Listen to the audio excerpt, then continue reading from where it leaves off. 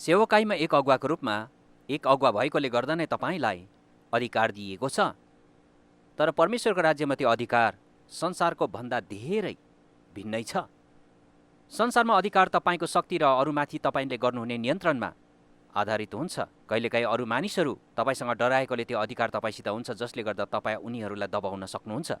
येशूले आफ्ना चेलाहरूलाई उनीहरूसँग हुने अधिकारको बारेमा तालिम दिँदै हुनुहुन्थ्यो, जुन अधिकार उनीहरूले बुझेका प्राचीन संसारमा रहेको अधिकारभन्दा बिल्कुलै फरक थियो। त्यो हामीले बुझेका हाम्रो समाजको अधिकार भन्दा पनि फरक छ। यहाँ दोस्रो पत्रुस 1:3 एउटा पद छ। यसले यसो भन्छ, उहाँको महिमा र श्रेष्ठताद्वारा हामीलाई बोलाउनु हुनेले उहाँको ज्ञानद्वारा जीवन र भक्तिका निम्ति हामीलाई चाहिने प्रत्येक थोक दिनुभएको छ। बाइबलले भन्छ, तपाईँले ईश्वरीय शक्ति प्राप्त गर्नुहुनेछ, तपाईँसँग अधिकार हुनेछ। तर त्यो अधिकार के हो भनेर तपाईँले कसरी बुझ्नुहुनेछ र त्यसको अनुसार कसरी जिउनुहुन्छ, त्यो येशूले दिनुभएको नमुना हुनुपर्छ, जसले अगुवाको रूपमा आफ्नो राज्य अधिकार कसरी प्रयोग गर्न सकिन्छ भनेर देखाउनु भएको छ। अनि उहाँले हामीलाई यूहन्ना 13 त्यो नमुना दिनुहुन्छ। उहाँले आफ्ना चेलाहरूलाई एकसाथ भेला गर्नुहुन्छ। उहाँको मृत्यु र पुनरुत्थान र स्वर्गरोहणको समय नजिकिँदै थियो। त्यसैले उहाँले तिनीहरूलाई आफ्ना अगुवाको काम पुरा गर्न र समाजको तरिकाभन्दा विपरीत ढङ्गले जिउने तालिम दिइरहनु भएको थियो। उहाँले तिनीहरूलाई एकसाथ भेला गर्नुहुन्छ र तिनीहरूलाई अधिकारको बारेमा धेरै महत्त्वपूर्ण तरिकाले शिक्षा दिनुहुन्छ। अब तिनीहरू यो माथिल्लो कोठामा आउँदा सामान्यतया त्यहाँ ढोकामा खुट्टाहरू धोइदिने दास हुने गर्थ्यो। तिनीहरूले जुत्ता लगाउँथे, यात्रा धेरै हुन्थ्यो, बाटो फोहोर हुन्थे र त्यसैले तिनीहरूका खुट्टाहरू फोहोर हुन्थे। जब तिनीहरू एकसाथ खाना बस्दा ढल्केर बस्न पर्थ्यो। भोजन खाने टेबल होचो हुन्थ्यो धेरै पटक। त्यसरी ढल्केर बस्दा तपाईँको खुट्टा देखिन्थ्यो। अब खुट्टा फोहोर हुन्थ्यो र त्यहाँ बसेर खानु पनि दिकमिक लाग्थ्यो। तर तिनीहरू त्यो कोठामा आउँदा तिनीहरूका खुट्टाहरू धोइदिने कुनै सेवक थिएन र तिनीहरू परमेश्वरको राज्यमा को ठुलो हुने भनी विवाद चल्दै थियो, जुन अधिकारको विषयमा गलत विचार हो। येशूले तिनीहरूका कुरा सुन्नुहुन्छ। उहाँले तिनीहरूलाई दण्ड दिनुहुन्न, सच्याउनु पनि हुन्न, तर एउटा काम गर्नुहुन्छ। उहाँले सेवकले ओढ्ने वस्त्र उठाउनुहुन्छ, त्यो पहिचान धारण गर्नुहुन्छ। उहाँले एउटा भाँडो उठाउनुहुन्छ र एक-एकजना चेलाका खुट्टाहरू धुनुहुन्छ। उहाँले जे गरिरहनु भएको थियो त्यो एउटा सेवकको काम मात्र होइन। उहाँले तिनीहरूलाई परमेश्वरको राज्यमा हुने अधिकार र शक्तिको बारेमा सिकाउँदै हुनुहुन्थ्यो, जुन समाजभन्दा फरक छ। म तपाईँहरूलाई यूहन्ना 13:3 पढेर सुनाउँछु। त्यहाँ के भयो भन्ने कुरा छ। येशूलाई पिताले सबै थोक उहाँका हातमा सुम्पिनु भएको छ र उहाँ परमेश्वरको तर्फबाट आउनु भएको र परमेश्वर कहाँ नै जाँदै हुनुहुन्छ भनी थाहा थियो। येशूलाई उहाँसँग भएको शक्ति र अधिकारको पहिचानको बारेमा स्पष्ट रूपमा थाहा थियो। उहाँ त्यसमा ढुक्क हुनुभएकोले उहाँले जे गर्नुहुन्थ्यो त्यो गर्न सक्षम हुनुहुन्थ्यो। पद 4 अनि उहाँ भोजनबाट उठ्नुभयो र बाहिरी वस्त्र एकातिर राखी तौलिया आफ्नो कम्मरमा बेर्नुभयो। त्यो एक सेवकको पहिचान थियो, एक दासको रूप जुन उहाँले धारण गर्नुभएको थियो। पद 5 तब उहाँले बाटामा पानी खन्याउनु भयो र चेलाहरूको गोडा धुन्नु लाग्नुभयो र आफूले बेरेको तौलियाले तिनीहरूका गोडा पुस्न लाग्नुभयो। उहाँ जब सिमन पत्रुस कहाँ आउनुभयो, तिनले उहाँलाई भने, हे प्रभु, तपाईँले मेरो गोडा धुने? येशूले तिनलाई जवाब दिनुभयो, म के गर्दैछु तिमी अहिले जान्दैनौ, तर पछि बुझ्नेछौ। उहाँले तिनीहरूलाई जे गरिरहनु भएको छ त्यो पूर्ण रूपले नयाँ छ र तिनीहरूले त्यो पूर्ण रूपमा बुझेका छैनन् भनी उहाँले जान्नुहुन्थ्यो। अनि पत्रुसले उहाँलाई जवाबमा भने, तपाईँले मेरो गोडा कहिले धुनुहुने छैन। येशूले तिनीलाई जवाब दिनुभयो, मैले धोइन भने त मसित तिम्रो केही हिस्सा हुने छैन। सिमन पत्रुसले उहाँलाई भने, हे प्रभु, मेरो गोडा मात्र होइन तर मेरो हात र शिर समेत धोइदिनुहोस्। अनि येशूले तिनलाई भन्नुभयो, नुहाइसकेको मानिसलाई गोडा बाहेक अरू केही धुनु पर्दैन, त्यो सम्पूर्ण शुद्ध छ। अनि तिमीहरू शुद्ध छौ र सबै त होइन, किनकि उहाँलाई विश्वासघात गर्नेलाई उहाँले चिन्नुभएको थियो। यसै कारण उहाँले तिमीहरू सबै शुद्ध छैनौ भन्नुभएको थियो। तिनीहरूका गोडा धोइसकेपछि आफ्नो बाहिरी वस्त्र लगाएर उहाँ फेरि बस्नुभयो। तब उहाँले तिनीहरूलाई भन्नुभयो, के तिमीहरू जान्दछौ मैले तिमीहरूका निम्ति के गरेँ? तिमीहरू मलाई गुरु र प्रभु भन्दछौ, त्यो तिमीहरूले ठिकै भन्दछौ, किनकि म वही हो, तिमीहरूका गुरु र प्रभु भइकन मैले तिमीहरूका गोडा धोएको छु भने तिमीहरूले पनि एकअर्काको गोडा धुनुपर्छ। त्यसैले उहाँले आफूलाई एक प्रशिक्षकको स्थानमा राख्नुभयो। यो तालिम दिने एक तरिका हो, एक कार्यशाला हो, अधिकार बुझ्नको लागि एउटा सेमिनार हो। मैले तिमीहरूलाई एउटा उदाहरण दिएको छु, जसो मैले तिमीहरूका लागि गरेँ, तिमीहरू पनि त्यसै गर। साँच्चै म तिमीहरूलाई भन्दछु, नोकर आफ्नो मालिकभन्दा ठुलो हुँदैन अनि खबर लाने खबर पठाउने भन्दा ठुलो हुँदैन। अब तिमीहरूले यी कुराहरू जान्यौ र गर्यौ भने तिमीहरू धन्य हुनेछौ। यदि तपाईँ कुनै कार्य कसरी गर्ने भनेर सिक्दै हुनुहुन्छ भने तपाईँका दुई पक्षहरू छन्। तपाईँले सिद्धान्तहरू बुझ्नुपर्छ अनि त्यसपछि त्यो कसरी अभ्यास गर्ने भनेर बुझ्नुपर्छ। यदि तपाईँ कुनै बाजा बजाउन सिक्न चाहनुहुन्छ भने तपाईँले सङ्गीतका नियमहरू बुझ्नुपर्छ, त्यसपछि गिटार बजाउने अभ्यास गर्नुपर्छ। एक अर्थमा येशू त्यहाँ त्यसै गर्दै हुनुहुन्थ्यो। हामी सेवकको अधिकारमा कसरी जिउनुपर्छ भन्ने कुराको उहाँले सिद्धान्त र अभ्यास दुवै दिँदै हुनुहुन्थ्यो। पहिलो सिद्धान्तहरू, यस खण्डबाट प्राप्त हुने केही सिद्धान्तहरू यहाँ छन्। पहिलो, पहिले आफ्नो परमेश्वरको कथामा जिउनुहोस्। पद 3 मा उहाँले के भन्दै हुनुहुन्छ हेर्नुहोस्। येशूलाई पिताले सबै थोक उहाँको हातमा दिनुभएको छ र उहाँ परमेश्वरतर्फबाट आउनुभएको हो र परमेश्वर कहाँ जाँदै हुनुहुन्छ भन्ने कुरा थाहा थियो। येशूलाई परमेश्वरमा उहाँको पहिचान के हो भनी थाहा थियो र त्यस कुराले उहाँलाई जे गर्न आवश्यक छ त्यो गर्न निश्चयता दियो, किनकि उहाँलाई परमेश्वरबाट अधिकार दिएको छ भनी जान्नुहुन्थ्यो। तपाईँले आफ्नो पवित्र कथामा बाँच्नुपर्छ, जहाँ तपाईँले परमेश्वरबाट आफ्नो पहिचान जान्नुहुन्छ। तपाईँ चलाखी र नियन्त्रण गर्ने कोसिस नगर्नुहोस्। जब तपाईँलाई अधिकार, बोलावट र पहिचान दिनुहुने परमेश्वर नै हुनुहुन्छ भनी थाहा हुन्छ, तब म जे गर्छु त्यो गर्दै जिउन सक्छु। सेवकको अधिकार तपाईँको पहिचान र ख्रिस्टमा तपाईँको कथा जानेर सुरु हुन्छ। येशूले हामीलाई दिनुहुने उहाँको अनुग्रह हामीमा मात्र रहनका लागि होइन, तर त्यो हामीद्वारा अरूमा जानका लागि हो भन्ने सिद्धान्त पनि सिकाउनुहुन्छ। यूहन्ना 13 अध्यायको 12 पदलाई हेर्नुहोस्। उहाँले भन्नुभयो, के तिमीहरू जान्दछौ मैले तिमीहरूका निम्ति के गरेँ? उहाँले सोध्नुभयो, के तिमीहरूले बुझ्यौ? येशूले बारम्बार यस्तो शिक्षा दिनुभयो। उहाँले हामीलाई सेवकको अधिकारमा हिँड्ने शक्ति दिनुहुन्छ, किनकि उहाँले आफ्नो मृत्यु र पुनरुत्थानद्वारा हामीलाई अनुग्रह दिनुभएको छ र त्यसले हामीलाई त्यसमा हिँड्न सक्ने हुन त्यो शक्ति दिन्छ। पत्रुसले येशूको विरोध गर्छन्, होइन म तपाईँले त्यसो गर्नुहोस् भन्ने चाहन्न। पत्रुस पहिले येशूसँग भएको कुरा प्राप्त गर्न चाहँदैनन् र येशू भन्नुहुन्छ, होइन तिमीले यो गर्नुपर्छ, तिमी यस तरिकाले जिउन सिक्नुपर्छ। यो हाम्रो लागि एउटा महत्त्वपूर्ण सिद्धान्त हो। जब हामी ख्रिस्टले हाम्रा लागि के गर्नुभएको छ भन्ने थाहा पाउँछौँ, त्यसका निम्ति कृतज्ञ र नम्र बन्छौँ। अब यसले तपाईँलाई यो स्थितिमा पुर्याउँछ कि मानिसहरूले तपाईँको बारेमा जे सोचे पनि त्यसले केही फरक पर्दैन। मानिसहरू तपाईँ काम देखेर छक्क पर्छन्, घृणा गर्छन् वा अल्लमल्ल पर्छन्, कुनै फरक पर्दैन।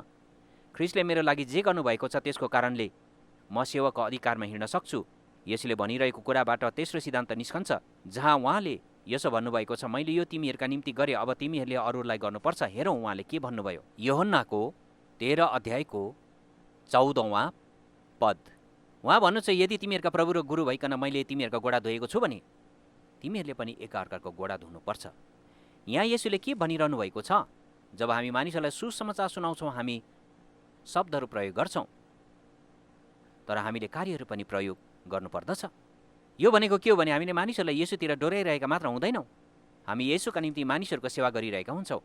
किनकि धेरै मानिसहरू जसले ख्रिस्टलाई चिन्दैन र सुसमाचार जान्दैनन्, तिनीहरूले सुसमाचार सुन्नु मात्र होइन तर अनुभव गर्नु आवश्यक छ। येशूले तिनीहरूको खुट्टा धुनुहुँदा सुरुमा जानी जानी केही पनि बोल्नु भएन। एउटा यस्तो तस्बिर दिइरहनु भएको थियो जसले तिनीहरूलाई चकित पार्ने थियो। यो तिनीहरूका निम्ति विश्वास नै गर्न नसकिने कुरा हुने थियो। कहिलेकाहीँ हाम्रा मानिसहरू जो मुक्ति नपाएका मानिसहरूका छिमेकी छन्, तिनीहरूले आफ्ना छिमेकीहरूलाई कस्तो कुराको अनुभव गराउन सक्छन्? तपाईँ आफ्नो छिमेकीलाई कस्तो अनुभव गराउन सक्नुहुन्छ जसले तिनीहरूलाई चकित पार्नेछ, तिनीहरूले छक्क पार्नेछ र तिनीहरूले सुसमाचार सुनिरहेका मात्र हुँदैनन्, सुसमाचारको अनुभव गर्दछन्। यस अभ्यासमा एउटा अधिकारमा कसरी हिँड्ने र सेवा गर्ने भन्ने कार्यशालामा येशूले हामीलाई सिकाउनु भएको चौथो सिद्धान्त चाहिँ हामी परमेश्वरको राज्यको बाटोमा परमेश्वरको आशिषलाई अँगाल्ने हुनुपर्छ भन्ने हो। धेरै पटक जब हामी अधिकारको सेवा गर्ने बारे सोच्दछौँ तब हामीसँग अधुरो विचार हुन्छ। हामी सोच्छौँ सेवा गर्न आएको हो, अरायो भने त्यो म गर्नेछु, तर हामी वास्तवमा अधिकार शब्दको बारेमा सोच्दैनौँ। यदि तपाईँले यो खण्डको पद 17लाई हेर्नुभयो भने येशूले यो कुरा स्पष्ट भन्नुभएको छ, यदि तिमीले यो कुरा जान्यौ र ती गर्यौ भने तिमीहरू धन्य हुनेछौ। येशूले भनिरहनु भएको छ, अधिकारीको सेवा गर्नु त्यागको कुरा मात्र होइन, यो वास्तवमा आशिषको कुरा पनि हो। तपाईँले आनन्द, विश्वास र शान्ति पाउनुहुनेछ। तपाईँले फलदायी कुरा पत्ता लगाउनुहुनेछ। उहाँको दृष्टिकोण सामान्य ज्ञानको विपरीत, संस्कृतिको विपरीत छ। अधिकारप्रतिको त्यो दृष्टिकोणले वास्तवमा तपाईँको निम्ति उत्तम दिन ल्याउनेछ। जब तपाईँ संसारको तरिकाले आफूलाई अधिकारको स्थानमा राख्न खोज्नुहुन्छ, तब त्यहाँ निराशा साथै डर, चिन्ता र कहिलेकाहीँ सङ्घर्ष हुनेछ। तपाईँसँग अधिकार हुनसक्छ किनकि संसारको तरिकाले केही मात्रामा काम गर्छ, तर जब तपाईँ आफूलाई प्रभुको तरिकाले अधिकारको स्थानमा राख्नुहुन्छ भने तपाईँ धन्यको हुनुहुनेछ, आशिषित हुनुहुनेछ। तर परमेश्वरको राज्यको तरिका अँगाल्नुपर्छ। यसको एक उत्कृष्ट उदाहरण छ, किनकि यूहन्ना 13 अध्यायभन्दा अघि खुट्टा धोएको अर्को घटना छ। यो घटनामा येशूले चेलाहरूको खुट्टा धुनुभएको छैन, तर सुसमाचारका पुस्तकमा पहिलो पटक खुट्टा धोएको घटना यही हो र यो घटनामा मरियमले येशूका खुट्टा धोएकी छिन्। जब मरियमले येशूको खुट्टा धुन्छिन्, येशूले भने जस्तै तिनले असल काम गरिरहेकी थिइन्, कारण यो सुन्दर थियो। योहन्ना 12 यसो भन्नुहुन्छ, साँच्चै तिनले मेरो लागि केही सुन्दर कार्य गरेकी छन्। मरियमले त्यो कुरा बुझिनन्। सेवाको अधिकारले खुट्टा धुन्छ। यो येशूको निम्ति गरिएको सेवा हो। जब तपाईँ एक सेवकको रूपमा आफ्नो अधिकार यो नमुना अनुसार प्रयोग गर्नुहुन्छ र यो ख्रीष्टमा तपाईँको पहिचान हो भन्ने जान्नुहुन्छ, एक प्रकारले यो तपाईँको जीवनमा आशिष ल्याउने तरिका हो। तर एक अर्थमा तपाईँले जुनै व्यक्तिको खुट्टा धुए पनि त्यो तपाईँले येशूको खुट्टा धुनुभएको हो। यसबाट अर्को पाँचौं सिद्धान्त पनि उत्पन्न हुन्छ। त्यो यही हो कि तपाईँ परमेश्वरको राज्यमा आफ्नो स्थान के हो भनेर बुझ्नुहुन्छ। येशूले कुनै पनि सेवक उसको मालिकभन्दा ठुलो हुँदैन भनी स्पष्ट भन्नुभयो। यदि ब्रह्माण्डका सृष्टिकर्ता प्रभु परमेश्वरका पुत्रले परमेश्वरको राज्यमा अधिकार यस्तो हुन्छ भन्नुभयो भने हामी भन्छौँ, ठिक छ, म त्यो अधिकार स्थानमा पाइला टेक्नेछु जुन परमेश्वरले मलाई दिनुभएको छ। अधिकार हुनुको अर्थ तपाईँले निर्णय लिनु भन्ने हो। अधिकार हुनुको अर्थ तपाईँले निर्देशन दिनुहुन्छ भन्ने हो। अधिकार हुनुको अर्थ यो हो कि मानिसहरूले तपाईँलाई हेर्नेछन्, तर तपाईँ यो बुझेर आफूलाई त्यो स्थानमा राख्नुहुन्छ। मेरो काम अरूप्रति सेवाको व्यवहार देखाउँदै त्यो अधिकार प्रकट गर्नु हो। व्यावहारिक रूपमा त्यो अधिकार कस्तो देखिन्छ? अब तपाईँ सिद्धान्तबाट येशूले नमुना देखाउनु भएको कार्यतिर बढ्नुहुन्छ जो येशूले पहिले देखाउनु भएको छ। येशूको 3 विशेष कार्यहरू थिए जसले हामीलाई सेवकको अधिकारमा कसरी जिउने भनी सिकाउँछन्। पहिलो, उहाँले सेवकको तौलिया आफ्नो कम्बरमा बेर्नुहुन्छ। येशूले सेवकको पहिचान अँगाल्नुहुन्छ। सेवकको फिलिपी 2 अध्यायमा एउटा भजन उद्धृत गरिएको छ जहाँ येशूले आफ्ना सारा महिमा पन्साएर सबैको सेवक बन्नुभएको बारे बताएको छ। येशूले सिकाउँदै हुनुहुन्छ, तिमीहरू यसको नक्कल गर्न सक्दैनौ। यो केवल एउटा काम होइन, तर यदि तपाईँ परमेश्वरले तपाईँलाई दिनुभएको अधिकारमा हिँड्न लाग्नु भएको छ भने तपाईँले अरू मानिसहरूको सेवकको रूपमा बोक्नुहुने एउटा पहिचान छ भन्ने कुरा थाहा पाउनुपर्छ। जब तपाईँ आफूलाई तिनीहरूको सेवकको स्थानमा राख्नुहुन्छ तब तिनीहरूले तपाईँलाई भरोसा गर्छन्, तपाईँलाई सुन्नेछन्, पछ्याउनेछन्। उहाँले पहिलो काम स्वरूप सेवकको खास्टो पहिरिनुहुन्छ र भन्नुहुन्छ, म यही हुँ। उहाँले हामीलाई उहाँको पछि बोलाउनुहुन्छ र भन्नुहुन्छ, हो परमेश्वरको राज्यमा म सेवक हुँ। त्यही कुराले नै मलाई अधिकार दिन्छ। त्यसपछि उहाँले तिनीहरूका खुट्टा धुनुहुन्छ। वास्तवमा त्यहाँ सेवकले गर्ने एउटा कार्य छ। यो केवल शब्दहरू मात्र होइनन्। उहाँले तिनीहरूलाई सेवा गर्ने विषयमा भाषण मात्र दिनुहुन्न। उहाँले तिनीहरूको आवश्यकताको आधारमा एक उद्देश्यपूर्ण तरिका फेला पार्नुहुन्छ। तिनीहरूको परिस्थिति हाम्रा खुट्टाहरू फोर्छन् भन्ने हो। उहाँले भन्नुभयो, म त्यो समाधान गर्नेछु र वास्तवमा यसलाई व्यवहारमा उतार्नेछु। अब रोकिनुहोस् र सोच्नुहोस् कि उहाँले कसको खुट्टाहरू धुनुभयो? उहाँले पत्रुसको खुट्टा धुनुभयो। पत्रुसले सधैँ उहाँको विरुद्धमा बहस गर्थे। पत्रुससँग सधैँ येशूको भन्दा राम्रो विचार हुन्थ्यो। के तपाईँ सेवाकाईमा कोही यस्तो व्यक्ति छ जो सधैँ तपाईँको विरुद्धमा बोल्छ, सधैँ झगडा उत्पन्न गर्छन्, अरूको भन्दा राम्रो विचार हुन्छ, तपाईँको काम गर्ने तरिकामा सहमत हुँदैनन्? बाटा उठाउनुहोस् र तिनीहरूका खुट्टाहरू धुनुहोस्। येशूले यो शक्तिशाली कुरा भन्नुभएको छ कि यस्ता मानिसहरूसँग बहस गर्नुको साटो मैले यस्तो अधिकार साथ सेवा गर्नुपर्छ जसको प्रभावले तिनीहरूको जीवन परिवर्तन होस्। पत्रुस आफ्नो जीवनभर मण्डलीका सबैभन्दा महान सेवकहरू र नम्र अगुवाहरूमध्ये एक बने। येशूले अरू कसका खुट्टाहरू धुनुभयो? याकुब र यूहन्ना दाजुभाइहरू थिए जो सधैँ कसरी हाम्रो हैसियत प्राप्त गर्न सकिएला भनी सोचिरहन्थे। तिनीहरूले त अझ बढी प्रभाव प्राप्त गर्नलाई आमालाई येशूसँग कुरा गर्न लगाएका थिए। तिनीहरू सधैँ उहाँको दाहिने र देब्रेपट्टि हुन चाहन्थे। तिनीहरू कसरी पदोन्नति पाउन सकिन्छ भन्ने कुरामा रुचि राख्थे। के तपाईँको सेवाकाईमा कुनै यस्तो व्यक्ति छ? तिनीहरू साँच्चै तपाईँका लागि सेवाकाईमा हुँदैनन्। तिनीहरूले आफ्नो पदोन्नति र फाइदाका लागि कुनै न कुनै तरिकाले सेवाकाईलाई प्रयोग गरिरहेका हुन्छन्। तिनीहरू आफू 40 पुग्दा नपुग्दा यस व्यक्ति बन्न चाहन्छन् जसले उनीहरूको सेवा गरे बापत उन्नति गराउँछ। तिनीहरूका परिपक्वता र विकास भनेको यही हो। येशूले याकुब र यूहन्नाका खुट्टाहरू धुनुभयो। येशूले यहुदाका खुट्टा धुनुभयो। के तपाईँको सेवाकाईमा कसैले तपाईँलाई धोका दिएको छ, तपाईँको विरुद्धमा बोलेको छ, निन्दा गरिरहेको छ? यसतरबाट अलग हुने समय र स्थान आउन सक्छ। हो, यो कुरा सत्य हो। तर सेवाको अधिकार प्रयोग गर्ने व्यक्तिको निम्ति यस्तो समय र ठाउँ पनि हुन सक्छ र तपाईँ भन्नुहुनेछ, म तपाईँहरूका खुट्टा धुनेछु। मेरो अधिकार र म माथि भएको मेरो प्रभाव येशू र परमेश्वरको राज्यद्वारा आउनेछ। यो पाठ चेलाहरूको लागि किन यति चुनौतीपूर्ण थियो भनेर तपाईँ बुझ्न सक्नुहुन्छ। यो मेरो निम्ति अति नै चुनौतीपूर्ण छ।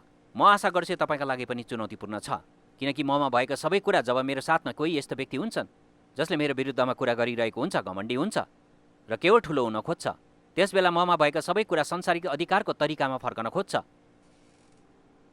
यसो भन्नुहुन्छ, मलाई विश्वास गर, तपाईँ मालिकभन्दा ठुलो हुनुहुन्न। उहाँले सेवकको वस्त्र लाउनुहुन्छ, जुन एउटा पहिचान हो। उहाँले वास्तवमा चेलाहरूको खुट्टा अति विशेष व्यावहारिक कार्यको रूपमा धुनुहुन्छ, ताकि परमेश्वरले तिनीहरूलाई परिवर्तन गर्न आत्माद्वारा काम गर्नुभएको देख्न सकियोस्। त्यस घटनाको अन्तमा वचनले भन्छ, उहाँ फेरि आफ्नो स्थानमा बस्नुभयो। यदि तपाईँले यो खण्ड ध्यान लाएर पढ्नु भएन भने यो कुरा छुट्न सक्छ। यसो खुट्टा धुने ठाउँमा नै बस्नु भएन, उहाँ फेरि आफ्नो स्थानमा बस्नुभयो। यो यस्तो लाग्छ त्यो क्षण उहाँले परमेश्वरको अधिकारको बारेमा शिक्षा दिँदै हुनुहुन्थ्यो। उहाँ सेवक बन्न छाड्नु भएन, तर उहाँ फेरि आफ्नो स्थानमा बस्नुभयो। प्राय परमेश्वरको राज्यमा सेवकको अधिकारलाई गलत बुझिन्छ। हामी एक सेवक बन्न पर्छ। हामी कहिले पनि परमेश्वरले हामीलाई दिनुभएको अगुवाको स्थानमा बस्न सक्छौँ जस्तो हामी सोच्दैनौँ। जब तपाईँले मानिसहरूको खुट्टा धुनुपर्छ, साँच्चै धुनुपर्छ भन्ने होइन, तर सेवकको जस्तो व्यवहार गर्ने एउटा बीचको सन्तुलनलाई बुझ्नुहुन्छ। त्यसबेला मैले परमेश्वरले मलाई दिनुभएको स्थान फेरि प्राप्त गर्नुपर्छ भनेर बुझ्न आवश्यक हुन्छ। यी दुई कुराले घनिष्ठ रूपमा एकअर्कासँग मिलेर काम गर्दछ। अनि मानिसहरूले तपाईँको अधिकारलाई प्रेमद्वारा परिभाषित गर्न थाल्छन्। तिनीहरूले यस्तो व्यक्ति देख्छन् जोसँग शक्ति, पहिचान र ठुलो अधिकार हुन्छ। तपाईँले वास्तवमा तिनीहरूलाई प्रेम र वास्ता गर्न सक्नुहुन्छ। यो सेवक अधिकारको एक महत्त्वपूर्ण भाग हो। सेवकको अधिकार भनेको तपाईँको स्थानबाट छुटकारा पाउनु होइन, जहाँ बसेर तपाईँलाई निर्णय लिनु र मानिसहरूलाई निर्देशन दिनुपर्ने हुन्छ। येशू फेरि आफ्नो स्थानमा बस्नुभयो। सेवकको अधिकारको कुरा गर्दा हामीले यी 3 कार्यहरू गर्नु पर्याप्त हुन्छ। हामी सबैसँग पत्रुस छ, याकुब यूहन्ना छन् र यहुदा हुन्छन्, र हामीले तिनीहरूलाई प्रभाव पार्नुपर्छ, तिनीहरूलाई हुर्काउनुपर्छ। र हामी यो काम संसारले दिने अधिकारद्वारा होइन, तर परमेश्वरले दिनुहुने अधिकारद्वारा गर्छौँ। हामीले विशेष प्रकारले प्रेम गर्दै, निर्देशन दिँदै र वास्ता देखाउँदै तैपनि संस्था र सेवकाईमा हामीलाई दिएको अधिकारको स्थानमा फेरि बस्दै हाम्रो आफ्नो सेवकाईको पहिचान अँगाल्नुपर्छ। अब म तपाईँहरूलाई एउटा इमान्दार प्रश्न गर्न चाहन्छु। इमान्दार प्रश्न, तपाईँले अधिकारसहित कसको खुट्टा धुन आवश्यक छ? के तपाईँको संसारमा, तपाईँको सेवकाईमा येशूले जस्तै तपाईँले उहाँको नमुना पछ्याउँदै एउटा भाडा उठाएर भन्नुपर्छ, म कुन यस्तो कार्य गर्न सक्छु जसले तिनीहरूको सेवा हुन्छ, तर अधिकारको स्थानबाट तिनीहरूको सेवा गर्दा यसले तिनीहरूलाई धेरै प्रभाव पार्नेछ र तिनीहरू सेवक बनेछन्। किनकि पत्रुस, याकुब र यूहन्ना अरूको सेवक बन्ने बित्तिकै तिनीहरूले आफ्नो बारे मात्र सोच्न पूर्ण रूपले छाडिदिए। यूहन्ना 13 अध्याय अध्ययन गर्नुहोस्। यो त्यहाँ आराधना गर्ने खण्डको रूपमा छैन, यो त्यहाँ एक कार्यशाला, तालिम, सेमिनारको रूपमा छ। तपाईँ सेवकाईमा एक अगुवाको रूपमा परमेश्वरको राज्यमा यसरी नै अधिकारमा हिँड्नुहुन्छ, जुन अधिकार यस संसारभन्दा बिल्कुलै फरक छ। अनि जब तपाईँ येशूको नमुना पछ्याउन थाल्नुहुन्छ, तब तपाईँ परमेश्वरका आत्माले तपाईँद्वारा काम गर्नुभएको र अरू अगुवाहरू खडा गर्नुभएको र मानिसहरूमा प्रभाव पार्नुभएको थाहा पाउनुहुनेछ, किनकि तपाईँ परमेश्वरको राज्यद्वारा परिभाषित अधिकार प्रयोग गरिरहनु भएको हुन्छ।